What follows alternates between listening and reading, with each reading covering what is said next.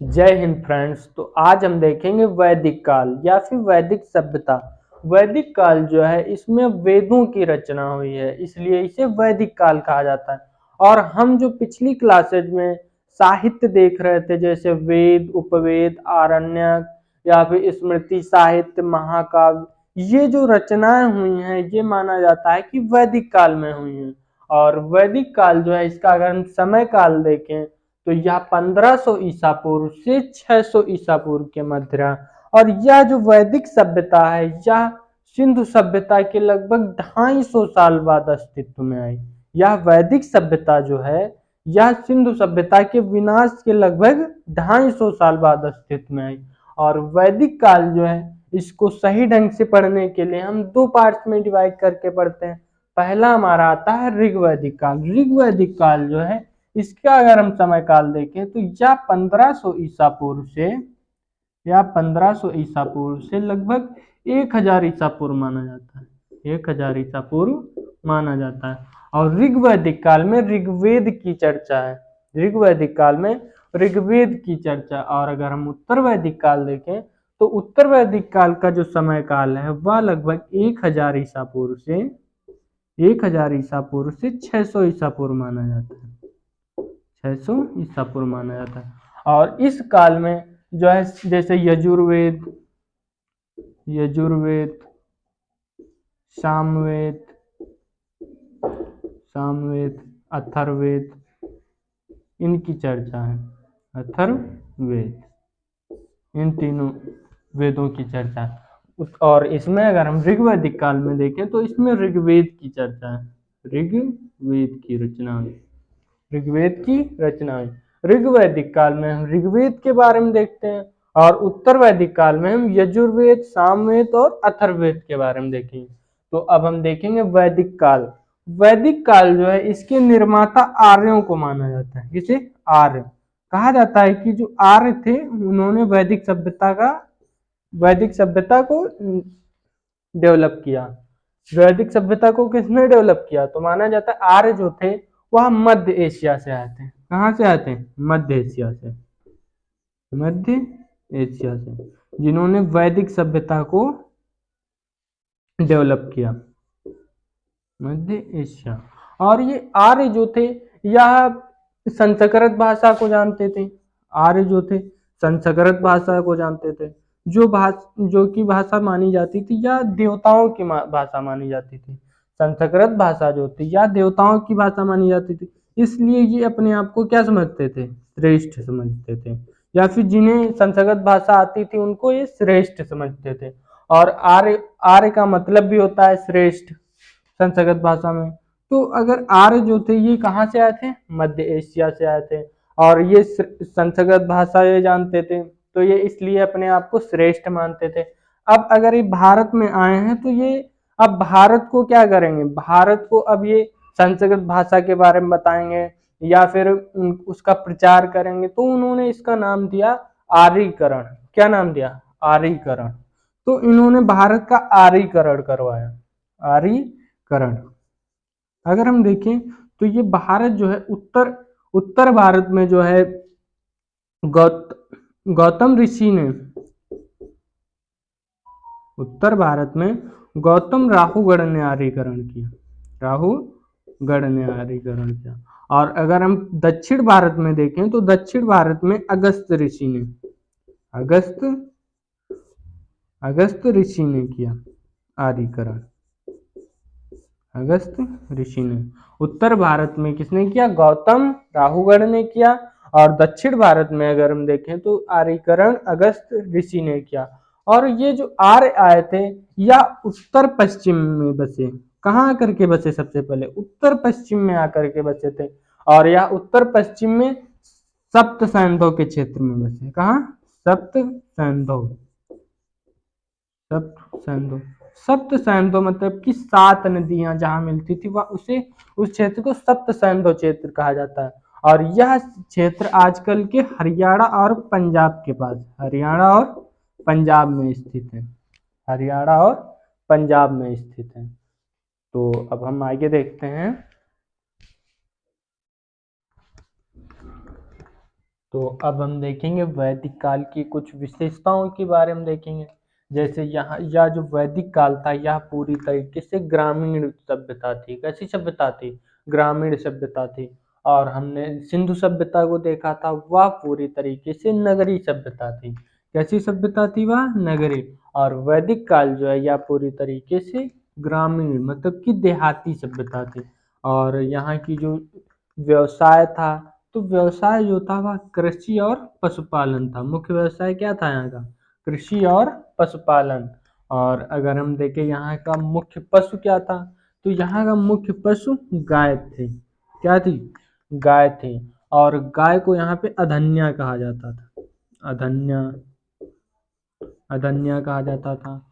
और गाय जैसे चोरी हो जाती थी तो उसको ढूंढने के लिए गविष्टि की जाती थी। क्या? गविष्टि। उसको गविष्टि बोलते थे।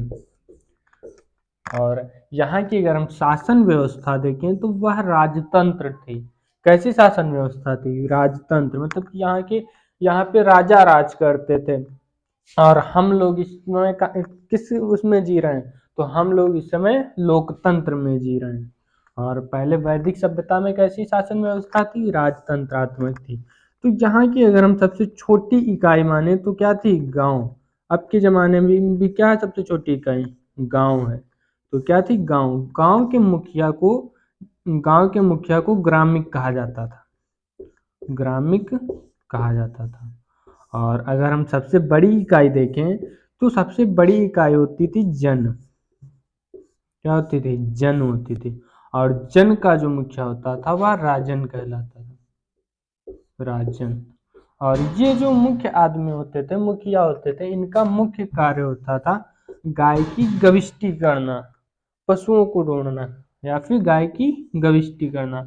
और ये जो राजा वगैरह होते थे इनका वैदिक काल में जो शासन व्यवस्था थी वह सीमित थी। शासन व्यवस्था कैसी थी? सीमित थी। क्योंकि ऋग वैदिक काल में जो अर्थव्यवस्था थी, अर्थव्यवस्था का मुख्य आधार जो था कृषि था। और कृषि जो है वह सही ढंग से नहीं होती थी। फसल की जो भूमि थी वह उपजाऊ उतनी नहीं थी। तो अगर आगे हम देखें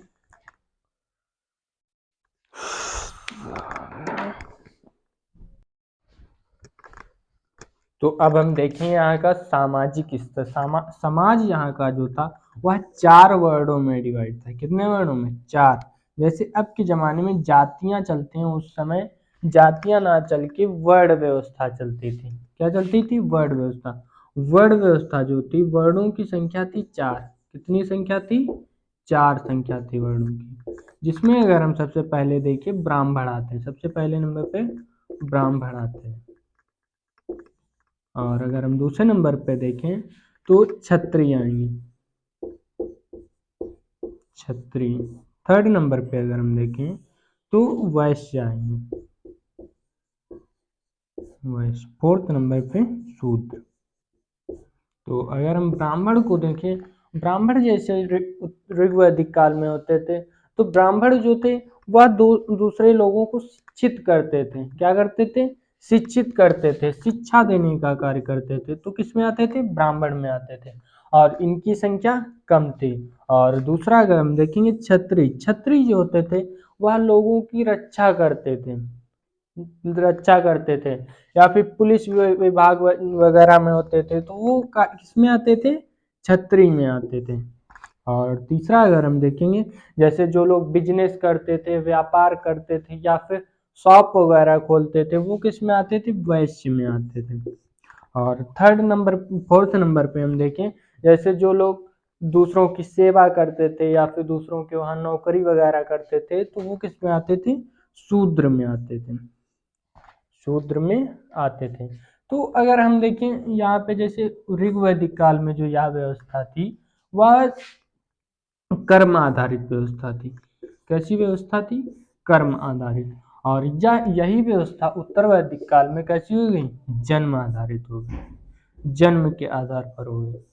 मतलब मान के चलें, जैसे मान लो कि ब्राह्मण है, ऋग्वैदिक काल के ब्राह्मण है, तो ये जो ब्राह्मण है, या मान लो कि शिक्षा, खुद शिक्षा लिए और शिक्षा लेकर के दूसरों को शिक्षित कर रहे हैं, ठीक है, तब जा करके क्या बने हैं, ब्राह्मण।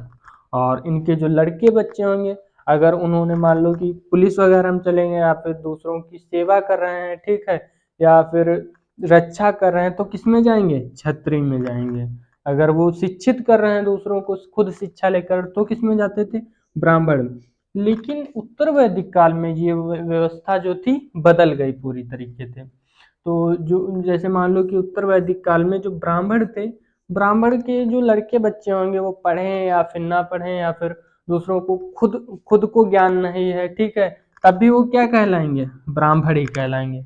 तो किस क्या हो गई व्यवस्था, ऋग्वैदिक काल से जो कर्म आधारित व्यवस्था थी वह उत्तर काल में कैसी हो गई, जन्मजात व्यवस्था हो गई, जन्म आधारित। तो देखेंगे वैदिक काल की नदियों के बारे में। वैदिक काल की नदी जैसे रावी जो है, रावी का नाम क्या था वैदिक काल में, परशुड़ी था। क्या नाम था, परशुड़ी नाम था। और अगर सतलज का देखें तो सतलज का शतरुद्धि नाम था, शतरुद्धि नाम था। और थर्ड नंबर पे अगर हम झेलम का देखें तो झेलम का नाम वितस्तता था। क्या नाम था, वितस्तता। और अगर हम फोर्थ नंबर पे व्यास का देखें, व्यास का नाम था विपाशा, व्यास का क्या नाम था, विपाशा नाम था। और फिफ्थ नंबर पे अगर हम गंडक का देखें, गंडक, तो गंडक का नाम था सदानीरा। क्या नाम था, सदानीरा। और अगर हम सिक्स नंबर पे देखें सिंधु, तो सिंधु नदी पे क्या विकसित हुई थी, सिंधु नदी पे सिंधु सभ्यता विकसित हुई थी। तो सिंधु जो है, सिंधु का नाम जो था वह सिंध था। क्या नाम था, सिंध। तो सिंधु जो नदी है यह वैदिक काल की सबसे प्रमुख नदी थी। सिंधु जो नदी या वैदिक काल की सबसे प्रमुख नदी थी। सेवेंथ नंबर पे हम देखेंगे गोमल, गोमती। सेवेंथ नंबर पे हम देखेंगे गोमती, जो आज या कहाँ, किस शहर से होकर गुजरती, तो यह लखनऊ से होकर के गुजरती। गोमती नदी ये जो है इसका वैदिक काल में नाम गोमल था। क्या नाम था, गोमल नाम था।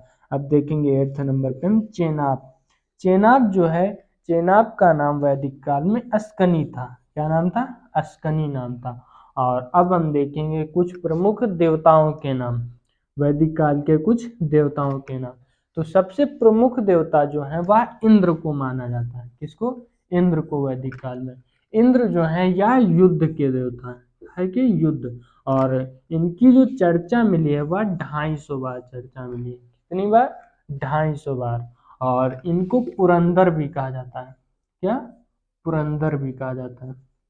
पुरंदर मतलब कि किला तोड़ने वाले। जैसे सीआईडी में हम लोग देखते हैं दया को, वो क्या तोड़ते हैं, दरवाजा तोड़ते हैं। और ये इंद्र भगवान जो है ये किला तोड़ते हैं। इनको क्या कहा जाता है, पुरंदर कहा जाता है। और दूसरे हम देखेंगे अग्नि। अग्नि की चर्चा जो है 250 बार मिले। कितनी बार, 200 बार मिले। और थर्ड नंबर पे अगर हम देखें वायु, वायु जो है वही वरुण के देवता को कहा जाता है। किसे, वरुण के, वरुण के। और अगर हम सोम को देखें तो सोम जो है ये जंगल के देवता को माना जाता है। सोम किसको माना जाता है, जंगल के देवता को मानते थे। और मारुत को अगर हम देखें तो मारुत जो है वो तूफान के देवता होते थे, तूफान के देवता होते थे। तो रौद्र को अगर हम देखें तो रौद्र जो है ये क्रोध के देवता होते हैं। क्या है, क्रोध के, क्रोध वाले देवता। जैसे कहते हैं कि काली माँ जैसे हैं, काली माँ जब अपने रूप में आ जाती है तो वो कौन सा रूप धारण करती है, रौद्र रूप। रौद्र मतलब भयानक क्रोध वाला रूप धारण करते हैं। तो हमने कुछ प्रमुख देवताओं को देख लिया वैदिक काल के। अब हम देखेंगे जैसे वैदिक काल में जो राजा होते थे तो राजा को सलाह देने के लिए समितियां होती थी। जैसे अब के जमाने में भी समितियां होती हैं, जैसे लोकसभा, राज्यसभा, उसी प्रकार से इसमें सभा होती थी, समिति होती थी और विदत होती थी। तो अगर हम सभा में देखें तो सभा जो होती थी वह जैसे जो मुख्य लोग वहाँ के होते थे, प्रमुख लोग होते थे, कुलीन या समृद्ध लोग होते थे, वो लोग जो है किसमें बैठते थे, सभा में बैठते थे, सभा में बैठते थे, कुलीन लोग बैठते थे सभा में। और अगर हम समिति की बात करें तो समिति में जो है सामान्य लोग जो होते थे, तो समिति सामान्य लोगों का प्रतिनिधित्व करती थी। समिति क्या करती थी, सामान्य लोगों का प्रतिनिधित्व करती थी। और अगर हम विदत को देखें तो विदत जो होती थी इसमें जो सामान्य लोग और महिलाएं दोनों बैठ सकते थे। इस समिति में कौन कौन बैठ सकता था विदत में, तो विदत में जो है सामान्य लोग और महिलाएं दोनों बैठ सकती थी, दोनों बैठ सकते थे। वैदिक काल के यज्ञों के बारे में देखेंगे तो वैदिक काल में 3 प्रकार के यज्ञ प्रचलित थे। तो जिसमें हम देखेंगे अश्वमेध। अश्वमेध यज्ञ में यज्ञ करने के दौरान एक घोड़े को छोड़ दिया जाता था और वह घोड़ा जिस क्षेत्र जिस राज्य में जाता, जहां तक जाता था वह राज्य उस राजा का हो जाता था जो यज्ञ करवाता था। और अगर वह राज्य दूसरा राजा नहीं देना चाहता, वह क्षेत्र राजा नहीं देना चाहता है, तो वह जो राज्य के राजा हैं उन दोनों को आपस में युद्ध करना पड़ता था और जो युद्ध में जीतता था उसका वह क्षेत्र हो जाता था। तो अश्वमेध यज्ञ का यह मानना है कि यह क्षेत्र विस्तार के लिए करवाया जाता था यज्ञ। और दूसरा हम देखें राजसूय यज्ञ। तो राजसूय यज्ञ जो होता था यह राज्य अभिषेक में करवाया जाता था। जब राजा जैसे राज्य अभिषेक अपना करवाते थे, ठीक है, तो उसमें कौन सा यज्ञ करवाया जाता था, राजसूय यज्ञ करवाया जाता था। और थर्ड नंबर पे अगर हम देखें वाजपेयी यज्ञ, तो वाजपेयी यज्ञ जो होता था यह राज्य जो है यह अपना राजा अपनी जैसे शक्ति प्रदर्शन करता था। वाजपेयी यज्ञ में क्या करता था राजा, अपना शक्ति प्रदर्शन करता था, जैसे घोड़े साथ साथ में दौड़वाता था या फिर रथ वगैरह के लिए प्रतिस्पर्धा करता था। तो इसमें जो है राजा क्या करता था, अपनी शक्ति का प्रदर्शन करता था। और अब हम आगे देखेंगे कुछ वैदिक काल के मृदभांड या फिर घड़ा वगैरह मुख्य कौन कौन से थे। तो वैदिक काल में जो है 4 प्रकार के जो मृदभांड थे वह फेमस थे। तो जैसे पहला हम देखें धूसर मृदभांड। कौन सा, धूसर, चित्रित धूसर मृदभांड। इसमें चित्र वगैरह बना करके और कलर करके मृदभांड बनाए जाते थे। और दूसरा हम देखें लाल मृदभांड। कैसा, लाल, यह लाल कलर का चित्रित मृदभांड होता था। और थर्ड नंबर पे काला मृदभांड, यह काले रंग का मृदभांड होता था। और मिश्रित में अगर हम देखें तो मिश्रित जो होता था इसमें जो कलर कॉम्बिनेशन करके बनाए जाते होंगे, जैसे लाल काला, और जो लाल काले को मिश्रित करके बनाया जाता होगा तो उसे क्या बोलेंगे, मिश्रित मृदभांड। तो वैदिक काल में कितने प्रकार के मृदभांड वो थे डेवलप, तो 4 प्रकार के मृदभांड जो थे वह प्रचलित थे। और आगे हम देखेंगे वैदिक काल में कुछ दर्शन हुए, 6 दर्शन, मतलब ये 6 दर्शन हुए। जैसे योग दर्शन, योग दर्शन है जिसमें जैसे हम लोग अनुलोम विलोम वगैरह करते हैं, वो किसके द्वारा बनाया गया दर्शन, वह पतंजलि के द्वारा किया गया योग दर्शन, जिसको जो है अभी हम क्या कहते हैं, पतंजलि किसके नाम से हम जानते हैं, बाबा रामदेव, वो जो है पतंजलि को और आगे लेकर के गए हैं। और दूसरा है न्याय दर्शन। न्याय दर्शन जो है वह गौतम के द्वारा किया गया, ठीक है, गौतम ने इसको बनाया। और तीसरा सांख्य दर्शन। सांख्य दर्शन जो है कपिल के द्वारा, सांख्य दर्शन के कपिल ने। और वैशेषिक दर्शन को अगर हम देखें तो वैशेषिक दर्शन के कणाद को माना जाता है, किसे, कणाद। और उत्तर मीमांसा को अगर हम देखें तो उत्तर मीमांसा जो है वादरायण ने, किसने, वादरायण। 6 नंबर पे अगर हम देखें तो पूर्व मीमांसा जो है वह जैमिनी ने की, किसने, जैमिनी ने। तो हमने इसमें वैदिक काल में यज्ञ देखे, मृदभांड के बारे में देखा, और यहाँ की सामाजिक व्यवस्था को देखा, और हमने दर्शन के बारे में देखा। ये सिंधु सभ्यता और वैदिक सभ्यता में अंतर देखेंगे। तो सिंधु सभ्यता जो थी वह पूरी तरीके से शहरी सभ्यता थी। कैसी सभ्यता थी, शहरी। और वैदिक सभ्यता थी वह कैसी थी, वह पूरी तरीके से ग्रामीण सभ्यता थी। और अगर हम देखें सिंधु सभ्यता में नगर नियोजन देखने को मिला, हमें क्या देखने को मिला, नगर नियोजन देखने को मिला, कि वहाँ के जो नगर थे वह नियोजित रूप से बनाए गए थे। और वहाँ की जो सड़कें थी वह सीधी सड़कें थी और चौड़ी सड़कें थी। और यहाँ पे हमने क्या देखा कि वैदिक काल में हमने देखा कि यहाँ पे सामाजिक नियोजन था। कैसा नियोजन? सामाजिक नियोजन, कि यहाँ पे जो समितियां थी जैसे सभा, समिति और विदत विदत थी, ठीक है, और राजा देखने को मिले हमें, ग्रामिक देखने को मिले। तो यहाँ पे कैसी व्यवस्था थी? सामाजिक नियोजन था यहाँ पे। और अगर हम सिंधु सभ्यता में देखें तो यह मात्र सत्तात्मक कैसी थी? मात्र सत्तात्मक थी। और वैदिक सभ्यता कैसी थी? तो यहाँ पे पितृ सत्तात्मक थी। कैसी? पितृ। और यहाँ पे जो है पशुपति शिव को पूजा जाता था। किसे? पशुपति शिव को। और यहाँ पे अगर हम देखें तो इंद्र को पूजा जाता था। किसे? इंद्र को। और यहाँ की जो सिंधु सभ्यता की जो फेमस नदी थी, जो मुख्य नदी थी, वह कौन थी? सिंधु नदी थी। कौन सी? सिंधु। और वैदिक काल में अगर हम देखें तो वैदिक काल में सरस्वती नदी फेमस थी। कौन सी? सरस्वती नदी मुख्य थी, जिसको घग्गर भी कहा जाता है। घग्गर भी कहा जाता है। और आगे अगर हम देखें तो यहाँ सिंधु सभ्यता में जो है व्यवसाय जो है कृषि और व्यापार मुख्य था। क्या मुख्य था? कृषि के साथ व्यापार। और अगर हम वैदिक सभ्यता में देखें तो इसमें कृषि के साथ पशुपालन मुख्य था। कृषि के साथ पशुपालन। और आगे अगर हम देखें सिंधु सभ्यता में तो यहाँ से हमें एक सिंह वाला जो बैल था उसके साक्ष्य मिले। क्या मिला? एक सिंह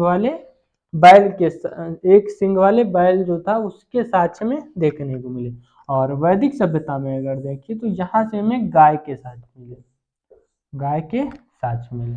यहाँ पे लोग गाय को मुख्य पशु मानते थे। और अगर हम सिंधु सभ्यता में धातु की बात देखें, ठीक है, तो यहाँ हमें कौन सी धातु मिली? जहाँ से हमें कांसा की खोज हुई। कांसा।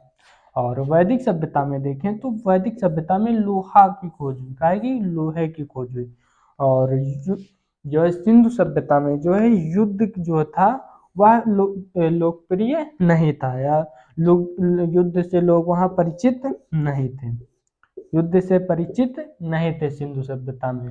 और वैदिक सभ्यता में जो है लोग युद्ध से परिचित थे। तो लोहा जो है या कब खोजा गया है? लोहा जो वैदिक काल में खोजा गया, उत्तर वैदिक काल में खोजा गया।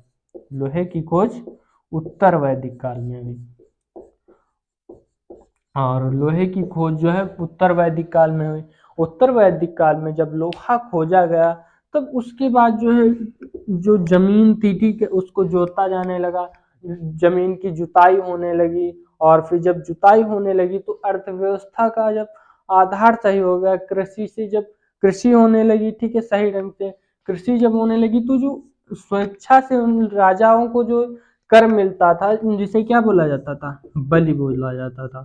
तो बलि जो मिलती थी राजा को वो किसानों के स्वेच्छा से मिलती थी, मतलब कि उनकी जो फसल पैदावार होती थी उस हिसाब से। लेकिन उत्तर वैदिक काल में क्या हुआ? उत्तर वैदिक काल में लोहे की खोज हो गई। और जब लोहे की खोज हो गई तो फसल जो खेत थे वो सही ढंग से जोते जाने लगे, तो उनकी जो उर्वरक शक्ति बढ़ी।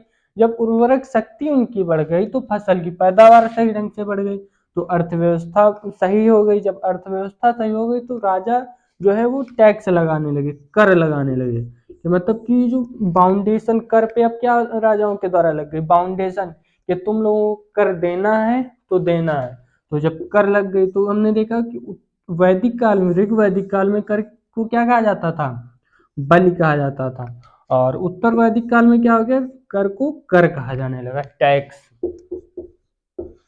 तो अब देखें जो जैसे ऋग वैदिक काल में जो है जो ग्रामीण थे, जैसे जन थे, ठीक है, जन जिनको कबीला बोला जाता था, कबीला। फिर ये उत्तर काल में धीरे धीरे उत्तर वैदिक काल में ये जनपद हो गए, जनपद हो गए। और फिर उत्तर वैदिक काल समाप्त होते होते धीरे धीरे किसमें बदल गए? महाजनपद में बदल गए, महाजनपद में बदल गए। तो आगे हम पढ़ेंगे महाजनपद के बारे में पढ़ेंगे। वैदिक काल को हमने समाप्त कर लिया है, अब हम किसके बारे में पढ़ेंगे? महाजनपद के बारे में पढ़ेंगे। तो कितने महाजनपद हुए? 16 महाजनपद हुए। 16 महाजनपद हुए।